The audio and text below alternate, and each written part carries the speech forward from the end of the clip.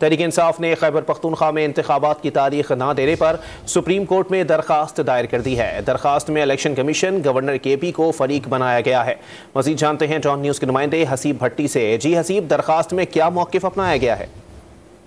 देखिए, खैबर पख्तूनख्वा असम्बली इंतखाबात के हवाले से जो स्पीकर सप्तान खान की जानिब से एक पिटीशन जमा करवाई गई है, जिसे सुप्रीम कोर्ट ने अपने गुज़श्ता फैसले के अंदर ये कहा था कि इसके हवाले से अलहदा से दरख्वास्त दी जा सकती है। उसके मुताबिक उन्होंने नई दरख्वास्त जमा करवाई है, जिसमें federation of Pakistan election commission और सूबा खैबर पख्तूनख्वा और गवर्नर खैबर पख्तूनख्वा को फरीक बनाया गया और इसमें ये इस्तदा की गई है कि इंतखाबात की तारीख इलेक्शन कमीशन को पाबंद किया जाए कि वो इंतखाबात की तारीख दे। जी ठीक है, बहुत शुक्रिया हसीब भट्टी अपडेट करने के लिए।